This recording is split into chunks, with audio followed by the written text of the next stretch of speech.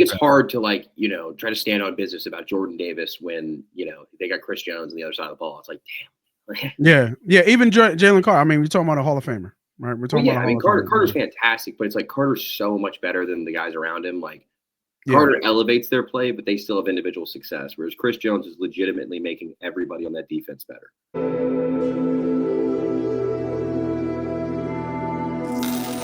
Hey guys, this is your favorite neighborhood gambler, Moss Money. Thanks for clicking on my video. If you're into gambling, if you're into winning money at gambling, hell, if you love talking Eagles, this is the channel and the videos for you. So go ahead, hit that subscribe button, hit that like button, tell a friend to tell a friend, and enjoy the shows.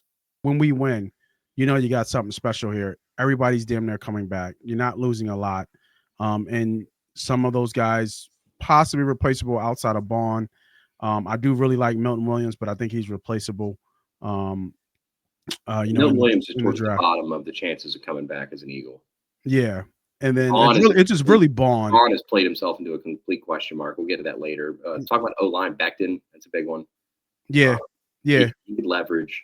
For the first time in a few years, the Eagles did not extend a player in the fall during a season. They've done this every year. But Becton, I think Becton falls off if he tries to go chase the bag. I mean, I wouldn't be mad at him if he tried to go chase the bag because outside of his rookie deal, he hasn't had it yet. Labeled as a bust, but speaking of offensive line, but I mean, I think obviously Cam Jurgens didn't play this game. This is based off championship game, but he played enough. He played at the end of that. Yeah, he played at the end there. I mean, I think you talk about like Creed versus Cam. You got to give it to Creed, even though Cam, first year as a center. But I mean, Creed is probably the best center in football once Jason Kelce retired.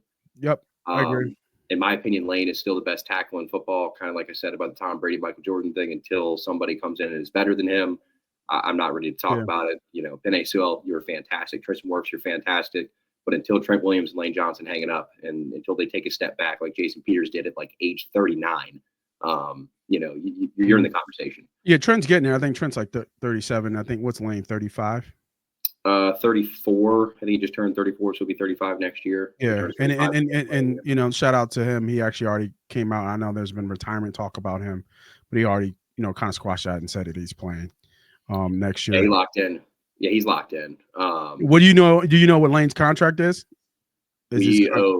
Lane Johnson's contract could deserve an entire show breaking down all of the ins and outs of his contract. But basically, what's he signed to? I guess is a better word. It's an easier word. We just refer to Lane Johnson as the Bank of Lane. If the Eagles need money, they will add years to Lane Johnson's contract and just give him a fat check that day. I think he's under contract till like 2035 or something. I mean, really? Oh, yeah. Okay. The way that we do contracts is it's hard to explain. So yeah. You can down a lot of years, and then in theory, if the player gets close to retirement, you bundle it all up and give him like a reward check, and then you eat like 2 years of dead cap. It's a whole.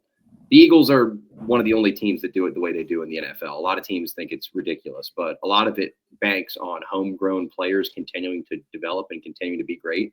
Mahomes is a bank for the Chiefs essentially. They just go to him and extend him when they need more money. So like when things got tight with Chris Jones, if they needed to, they could have gone to Mahomes. It's just that's how it works. Lane is like one of the more crazy scenarios in the entire league. Like the dude he's taken care of. Let's just put it to you like that. There doesn't need to be an NFL retirement plan. Lane Johnson's good to go. Yeah. I just want to know when his contract was up. That's it. It's in 2026. That's when his contract's up. That's it. Really? Yeah, 2026. Really? Yeah, not 2035. 2026. That's what the question was. Question was, when is his contract? Really, because he's under contract till 2030, where he's getting a check for $3.74 million on 2030 on May, second day of the 2027 league year. So that's well, those are void years. He can become a restricted free agent at the age of 37 in 2027. That's all I needed to know. And we still eat $18 million somehow. So we got a couple of years. That's all I needed to know. Offensively ranked, the Eagles are 7th in offense. Scored almost 463 points this year. Let me see where Kansas City was real quick. Kansas City was offensively ranked as well, 14th, scored almost 385 points this year. So when we look at the offense and offensive line, I mean, like you said, I would give the edge obviously to the Eagles, even though Mailata didn't get any nods in terms of recognition from Pro Bowls. But I think, I don't know if you go by PFF grade, but it seems like he was the highest graded lineman, in the playoffs, if I'm not And Joe mistaken. Tooney's playing out of position. Yes. Joe Tooney's an interior lineman who is having to play left tackle out of need because they drafted Kingsley Suamataia out of BYU, and he was not ready at all. And then they signed DJ Humphries from Arizona because he was waived to sign with a contender earlier this year. He didn't work at all. And I believe it was Wanya Morris was another one. I mean, they have really tried, so now their left side is Joe Tooney and Mike Caliendo. Caliendo was an undrafted free agent out of 2022. Put it into perspective, the Eagles' offensive line is loaded with talent outside. Correct. I mean, Mekhi Becton was the only non-decorated player this year. Jordan Mailata was an alternate. So Trey Smith not having the best year. Juwan Taylor's not the best player. But, I mean, you have Creed Humphrey, who's, I have him as the best center. I agree. He's the best center. PFF grade has Tony 8th ranked. I know that they're real big on Mailata. I know they have him ranked first in terms of tackles on their ranking. Jurgens is 11th. Where they have Lane at?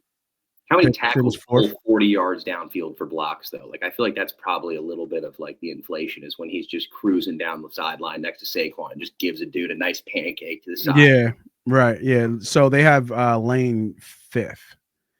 But it's just weird how I don't remember Mailata being hurt. No. Their snap counts, they have Lane almost having almost like 40 or 50 more plays. So I'm not sure. Well, actually, I'm wrong. Mailata missed 2 games with Fred Johnson. He had to play. Yeah, he did. Fred did play. Yeah, Big Freddie. Yeah, you're right. You're actually right. Yeah, I forgot about Fred. Yeah, Fred did play. Ruger Johnson. I think we would agree here. When you look at the offensive line, advantage Eagles. Eagles blow them out of the water. And I mean, they 100% blow them out of the water. They actually, if I were the Eagles, if you look at rostered, the Eagles have 11 rostered offensive linemen heading into this game. Well, I guess Chiefs have 10, so that's not bad. No, they also have 11. Yeah, 5, 9, 11. So it's going to be interesting to see who gets cut for Brandon Graham. Talk about the defensive line conversation. So yeah, for sure, because he's going to play. Would you say Huff?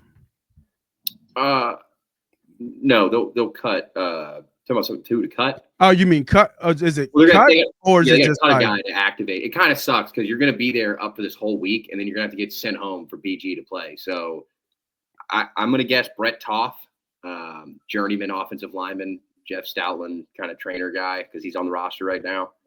I'd probably say they boot him out, bring BG back. But, I mean, Huff only played like towards the end. I mean, Fangio has been running a 3-man edge rotation. I mean, but you said cut. They have to actually cut him from the roster.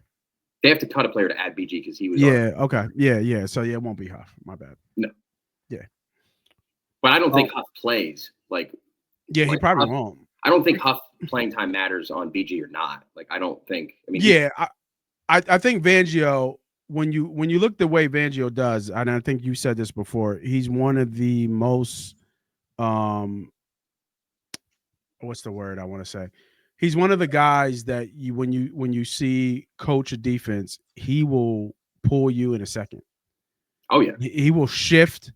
Bad rep and adjust really quickly. So if they're not getting pass rush, especially in the Super Bowl, best believe he will see if Huff has any juice and to give this pass rush. If they're not getting to the quarterback, yeah, Huff will play if they're not getting into the quarterback.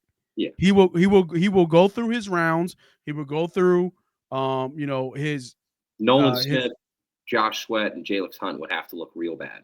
But yeah, so like Nolan would have to get, kind of stonewall. Like you said, Sweat wouldn't get home. Like Sweat just switched agents today. yeah, I did see that, and I think they said that he's going to get a lot of attention in free agent. He doesn't come back. I don't think he comes back. No, he's gone too. Him and Milton Williams. The defense is going to see a lot of. It's the sacrifice if they want to keep on. We'll get into that, but I mean that's the kicker. I think the edge rotation with BG or without BG, because I mean, what are we talking here, dude? Like 15 snaps, like 10 snaps, like it's being on the sideline, having the jersey on. But he'll. I mean, I like their rotation. I mean, I know. I had his name sound right. It was Ojomo. Ojomo, yeah. Oh yeah. I know he's injured right now, so that kind of messes up your rotation, kind of inside. But I mean, BG can play inside. So on passing downs, almost like a specialist, Chris Long-esque, right? When you know they're going to be passing, you can bring him inside. You know what I mean? I want him like. But that opens him up. That opens him up for a little bit of injury, right? Like that does open him up. But from what I heard, it's completely open to a re-tear. The hardest for sure for him is going to be the push. I've heard that he's accepted the fact that, like, I mean, he's going to go out with or without this arm. So it's he's laying it all on the field, and as a player, that's what you do. I think the only other player that I can think of, I was looking at some research of this, is I think it was Ray Lewis. Yeah, Ray Lewis had the same kind of deal. And went out there 12 games for the last Super Bowl the Ravens were in. Yeah. To play. So yeah, they lost that Super Bowl, right? They didn't win that. Yes. Yeah, they lost that Super Bowl. So I mean, this is what he does. No. I mean, this is the song, right? It's a Super Bowl. No, Flacco won that Super Bowl, right? Did they? Yeah, they won. I feel like they did. I could have sworn they did. Yeah, they might have. I forget.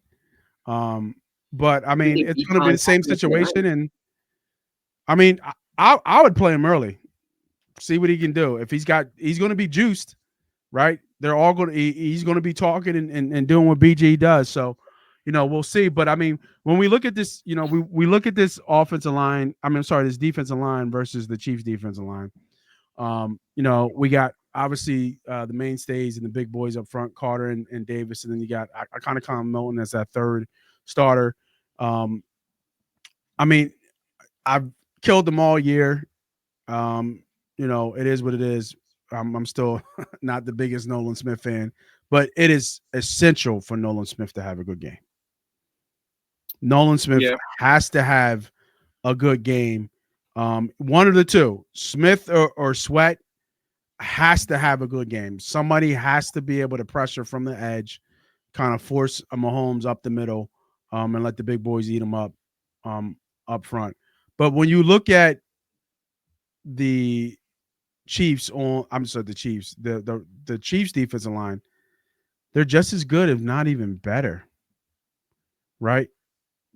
Chris Jones, Hall of Famer. Who's the boy from, was it Iowa or Purdue? Karlaftis? I forget how you say George it. Karlaftis, right?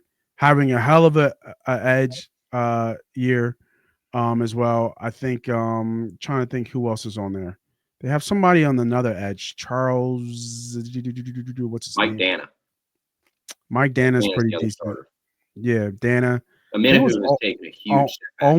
Omenwu? I think Charles Aminahu. Yeah, taking a big step back this year. He's lost some snaps. Him and the 2023 first round pick Felix Anaduke Uzama have also lost some snaps from not playing well. Karlaftis, though, has been their best edge rusher by far. Mike Dan is their veteran presence. Karlaftis also had 8 sacks, just like Josh Sweat during the regular season. Treshawn Wharton is their nose tackle. Him and Big Mike Pennell. Derek Notty's back there. But it all starts over front, just like it all starts with Carter. It's just different because Chris Jones is going to line up at every single defensive line position, which is not something that Jalen Carter does. He's the only interior defensive lineman that does this in the NFL. He does this because he's Chris Jones and he can do whatever the fuck he wants. Yes. But yeah, like he can go play wide 9, he can play 3, he can play 0, he can play 1, like shade, doesn't matter. Like he can play 4i if he wanted to. Like he's gonna do what he wants to do. And from what I understand, it's a silent understanding between him and Spags as he's gonna line up on whatever side, and that's predetermined by which offensive lineman he wants to target. It's gonna be Becton.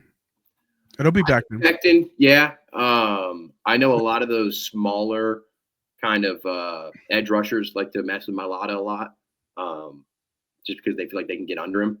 Now, yeah, well, Jones is a big boy, right? Jones is like 6'5". Jones is gonna want Cam Jurgens.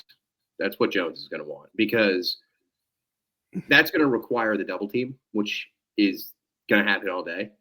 So if you think about it, their whole goal is going to be pushing Saquon to a certain direction. They're going to want to force him into an area and hope that Nick Bolton and Drew Tranquill can clean it up.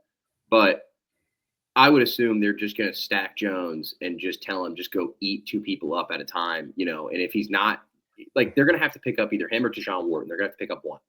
And Cam Jurgens is not Jason Kelsey. He's not going to make the right check. He's not going to make the right pickup every single time.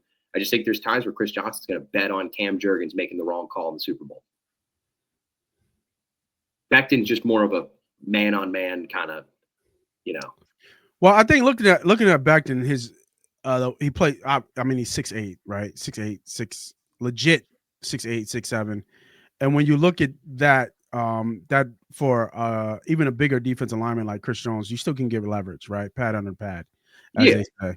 So I think if you look at all of them, you're slow-footed, you're person who hasn't been in this moment, your person who's going to make the mistake out of the 5 up front, I would put my money on Becton, right? He's good. He's good for a penalty, whether it be false start or a holding penalty during the game. So, you know, I'm trying to think of that offensive line when we played in 2020, 2 years ago, 2022, right? So who was on that offensive line? We had Lane, Mailata, Kelsey. Our right guard was Salamanu, and our left guard was Dickerson, right? Yeah. So when I look at this, I'm going back to look at this box score. You know, was Chris Jones a problem in that game? I mean, he had 3 tackles. Defensive linemen on the stat sheet don't count. Yeah. So, I mean, the stat sheet for defensive linemen is tough to call because they can do so much more than that. It looks like sacks were by linebackers and somebody named Saunders. So, just 2 sacks in that game. So, I think that, you know, we have to keep our eye on Chris Jones, though, for sure. Definitely have to keep our eyes on Chris Jones and how he affects our defense lineman. But if I'm Chris Jones, I'm lining up on Becton all day. But who would you give the nod to? Advantage, D-line, Chiefs or Eagles? I'm going to give it to the Chiefs just based off Chris Jones. Yeah, I kind of think I'm going to get that veteran nod there. I think next year it won't be a question, even without Milton Williams. I think Moro Ojomo steps up large. I think the Eagles will add to that interior pass rotation. Ole Smith, Walter Nolan would be a nightmare for the NFL. So I think that's just kind of a thing. You know, I got to give the nod. Karlaftis has had just as much success as Josh Sweat. Mike Dan is a great situational player. They also bring Leo Chenal down when he plays Sam, and he's their stand-up pass rusher. So he's kind of what we wanted Bond to be this year if Bond was supposed to be what we thought he was going to be. And Chenal is really good at that. So you got to watch out for him on the blitz. Tranquill is good in pass coverage. Nick Bolton, the linebacker, he's good in a run blocking sense. So I don't know. I just think the veterans up front for the Chiefs take over the Eagles youth movement, you know? Yeah, no, that makes sense. It makes sense. I agree with you. The Chris Jones edges everybody out. There's nothing that can. I just think it's hard to, like, you know, try to stand on business about Jordan Davis when, you know, they got Chris Jones on the other side of the ball. It's like, damn. Yeah. Even Jalen Carter. I mean, we're talking about a Hall of Famer, right? We're talking about. I mean, Carter's fantastic, but it's like Carter's so much better than the guys around him. Like, Yeah. Carter elevates their play, but they still have individual success, whereas Chris Jones is legitimately making everybody on that defense better.